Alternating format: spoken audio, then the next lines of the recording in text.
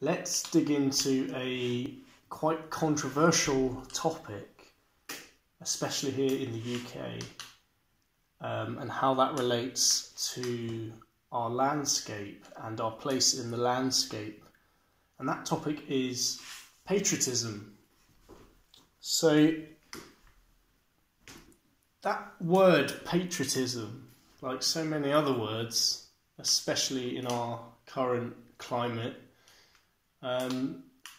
it's very loaded, and in recent years in the UK, to call yourself a patriot with no sense of irony or shame is almost unheard of, in private conversation as well as public. And I think that this is an interesting phenomena, because if you look at this wonderful legacy of historical buildings that we have here in the UK, so a lot of civic buildings were built by the Victorians, and subsequently after the turn of the 20th century. So, from say 1910 onwards, there was a lot of civic building and a real kind of impetus to create something for future generations, and we benefit from that today. So in my current city of residence, there's a wonderful town hall in the neoclassical style, adorned with just these amazing stone sculptures, which obviously have some kind of classical references to Greek mythology, and all of the other myths that are kind of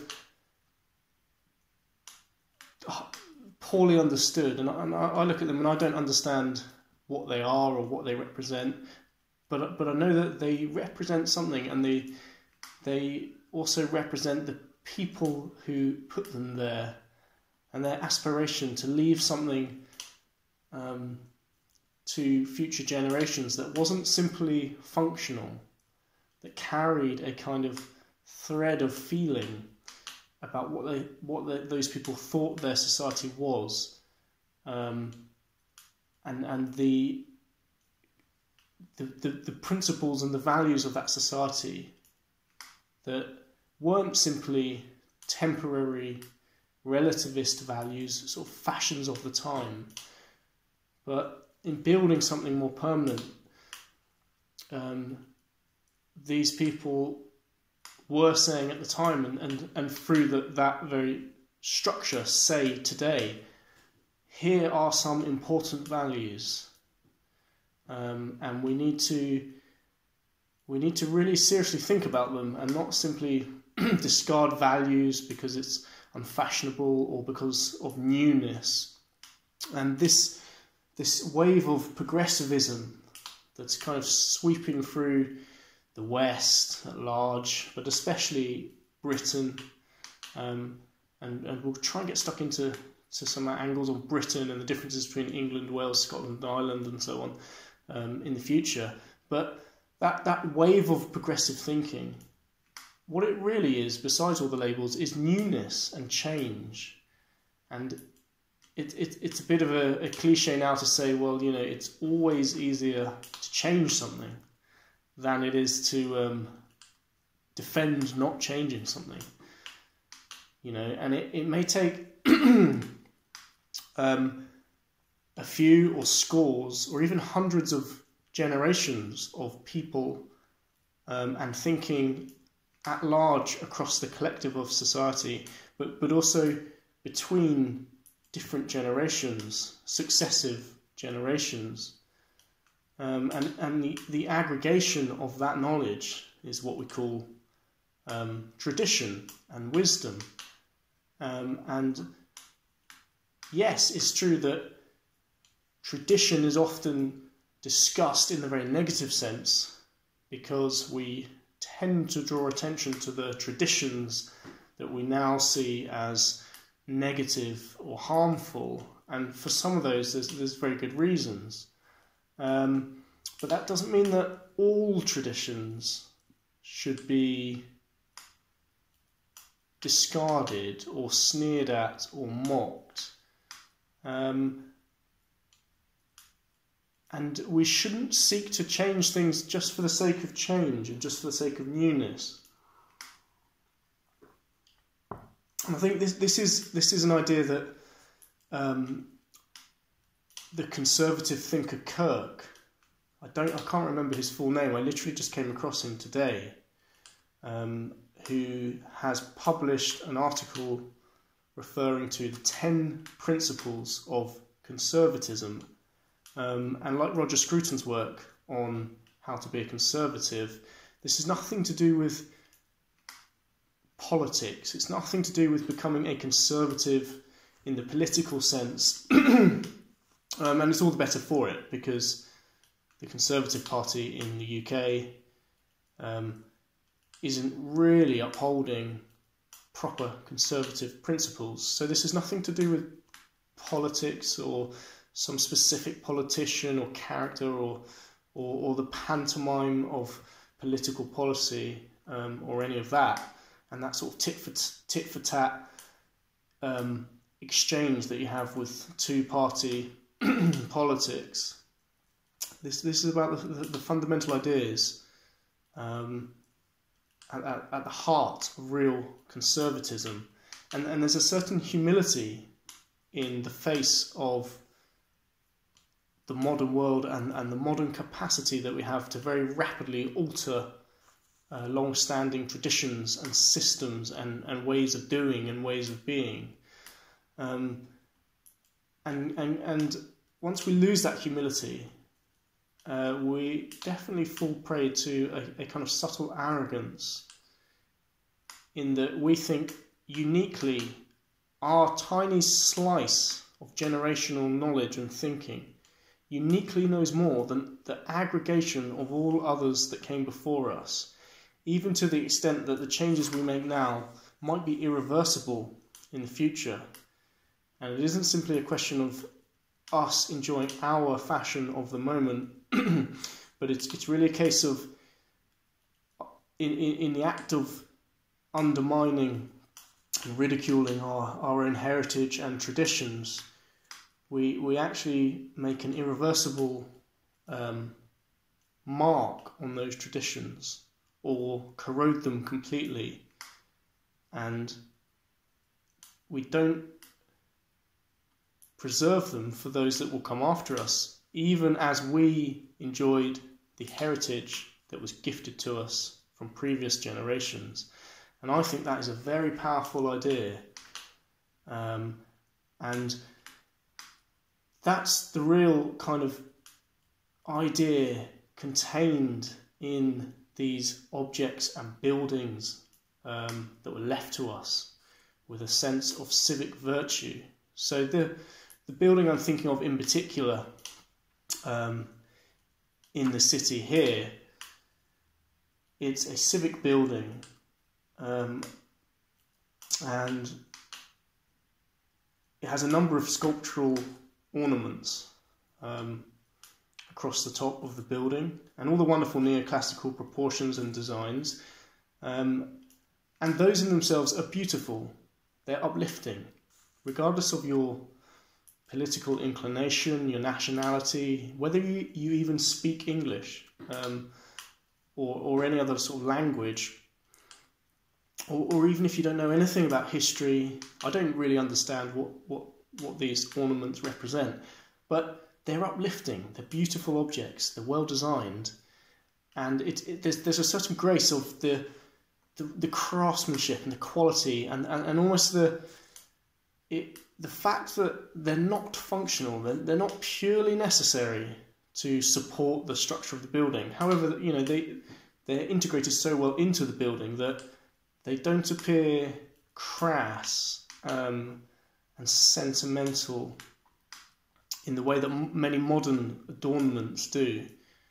A good example of that was one of the buildings is also a museum, and recently they had some exhibition to do with dinosaurs and dinosaur bones, and they just covered the top of the building. They just covered it in this plastic kind of, like the plastic claws, like huge, like 10-foot wide plastic claws, each claw like 10 foot wide, as if a plastic dinosaur was, overtaking the building. And okay, it was fun, and it was kind of cute, and some kids probably liked it and took photos of it, but in a sense it was degrading, and the materiality is cheap and disposable and wasteful. There's no real message, and the building, it doesn't need it, and we don't need it. We don't need that cheapening kitsch, and nothing about it was harmonious, and it broke the harmony of the building itself, so that the whole thing didn't work. And these bloody claws were there for about 2 or 3 months, and every day I walk past them, there's just something sort of deeply cringing about the whole arrangement.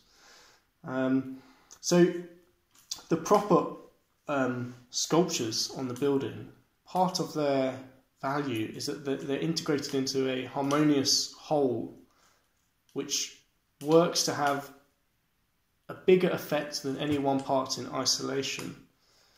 There's a field effect of beauty that's bigger than any kind of particular piece, and really the line between ornament and function, it's almost completely integral. And I'm quite sure that the people who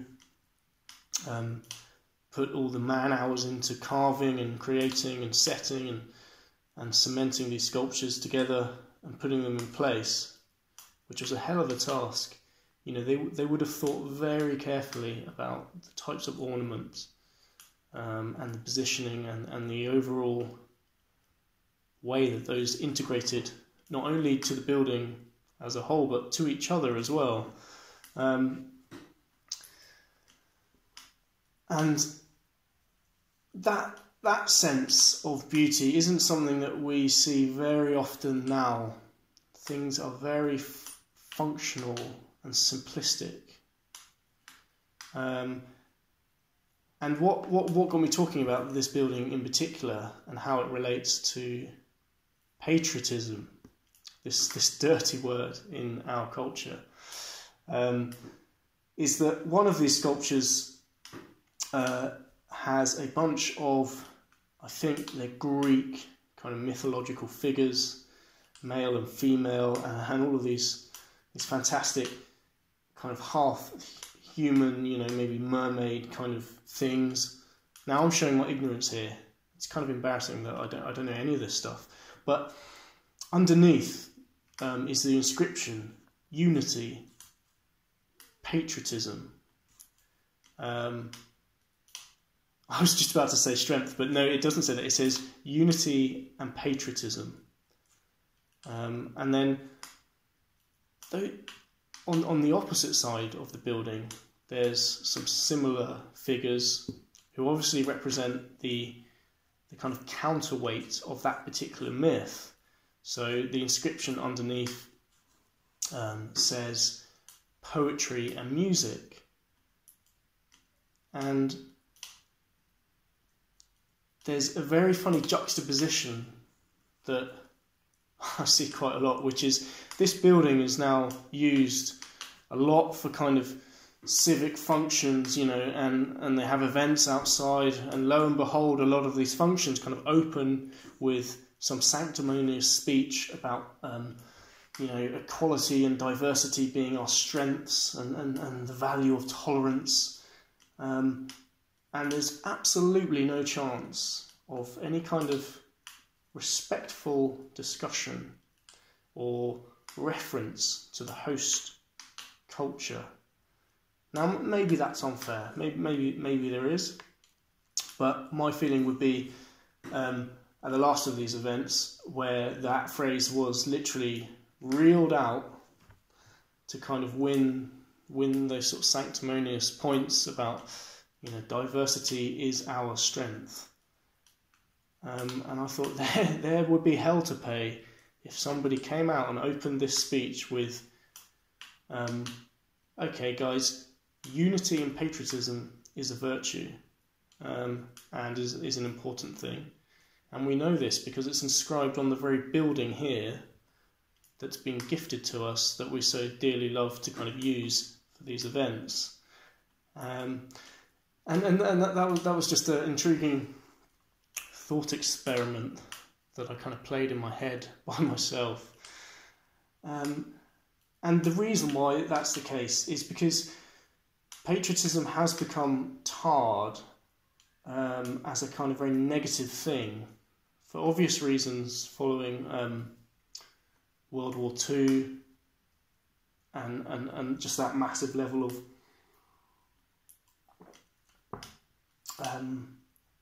what's the word, kind of unravelling of what we thought were kind of strong and healthy values. And an interesting difference between the UK and the US especially is how in the US, from what I've seen on videos, is that soldiers are greeted on TV before anything. If they say they're being interviewed on the news or something, they often get the greeting of kind of and the celebration of thank you for your service. And we don't really have that in the UK, which I quite like because we kind of do things in a different, more subtle way. But at the same time,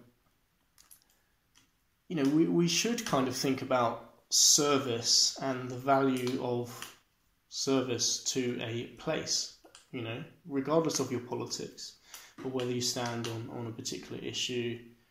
And it's not about getting dragged into a debate about foreign intervention or a specific policy matter. It's just a way of saying this is a place which, and some people from here, in spirit, at least irrespective of the actual outcomes, in spirit they're of this place. And that's what I feel like this building is saying. Here are some people who created something of value for everybody else, and here are the values that underpinned us why it was that we felt like we had to do this and gift this to society. And how all of this, in my view, which is it's just my view, it's not a I don't know if there's any scientific investigation, or anthropological investigation of this. It's just my view. And how all of this relates to bushcraft is that just like a building, there's another layer of I don't know what the right word is. There's just like this building is a container for values. There's another bigger layer, which is the master container of values, which is the landscape. And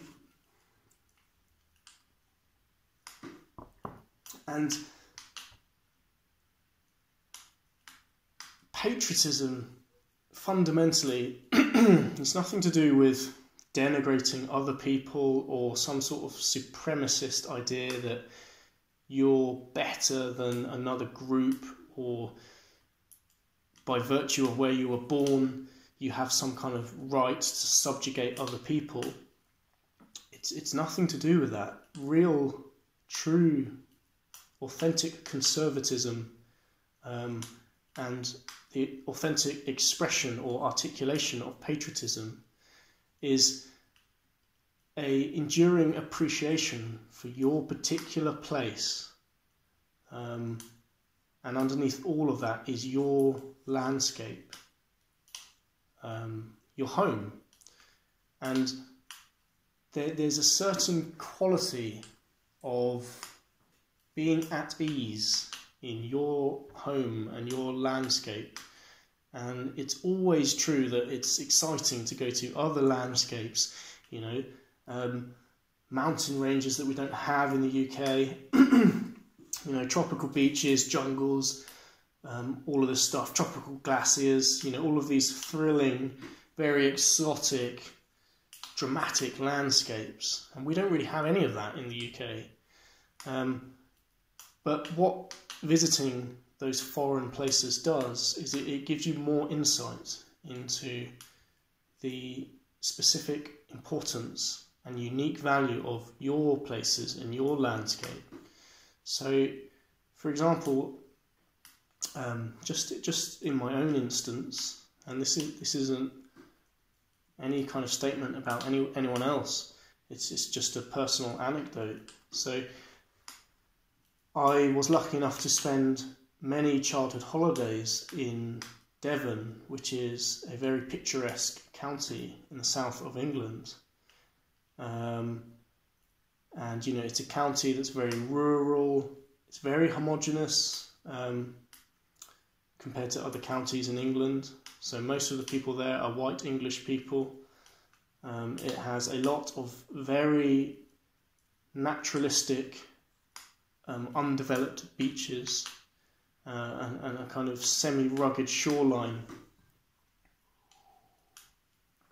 with a particular scale. So we don't have these huge kind of towering cliffs that you find in other places, and it's not there's no like dramatic kind of wild surf that you might get in, say, Australia or somewhere.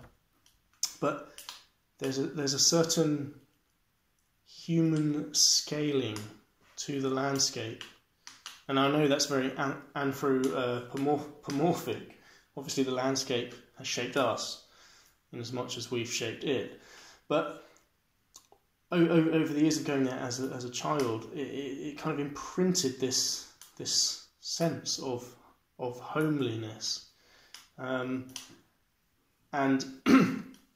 yeah, we visited a few months ago for the first time in literally about maybe 10 or 15, maybe more years. And I just felt this sense of kind of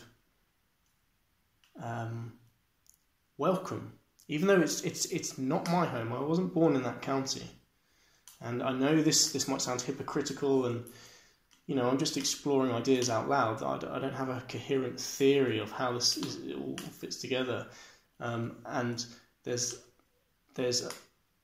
another angle on this which is maybe contradictory, which is that people from those counties especially are very protective of their home, even within England and to other people from England, because they want to protect their identity. And I think that's why these places are valuable, precisely because they do have a regional identity, and they do have people willing to defend it and to stand up for it and say, no, this is our place, and this is how we want it, and this is why people want to come and share the value of this place with us. But we can only do that if we protect it.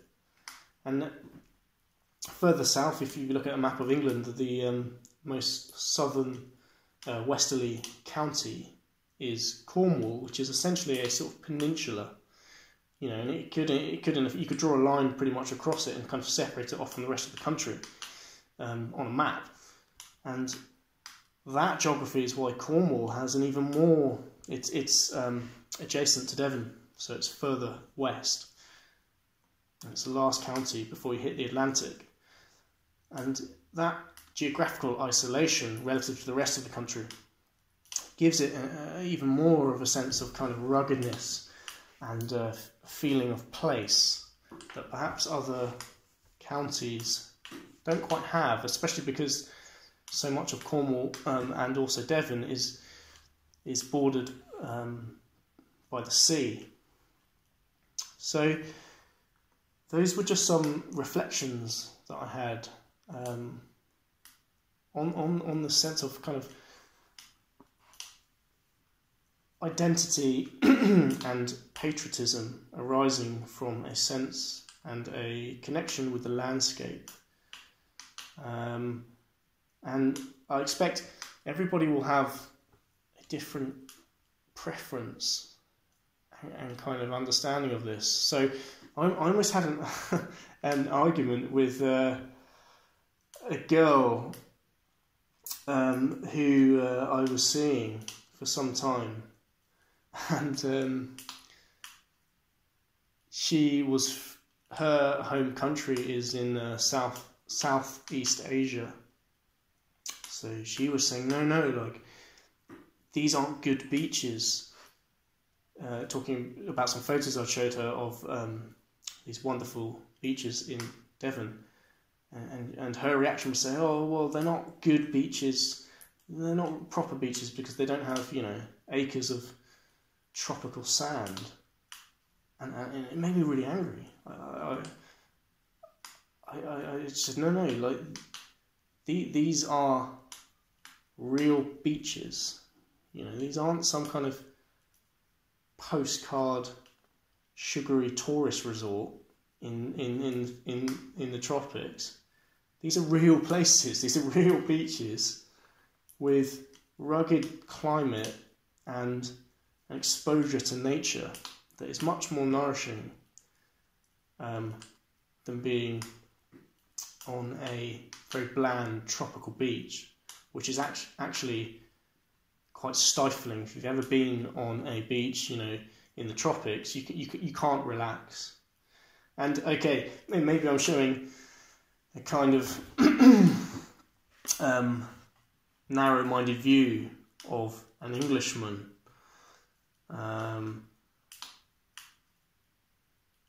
Because we're almost making the same argument, but it was the kind of sweeping statement that, well, it's not just that the English beaches are different; it's that they're no good, and that just really kind of needled me, and I just felt a need to defend this place, and it kind of surprised me the level of kind of the undercurrent of landscape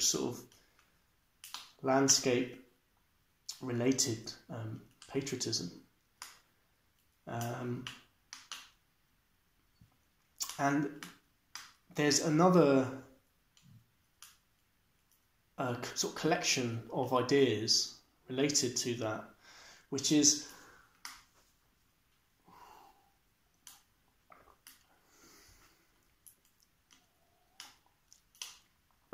where was I? So there's another collection of ideas related to landscape and patriotism, which I've completely forgotten. So I'm going to do in another video. And we'll come back to this idea because I think that there's something in it that hasn't been well articulated.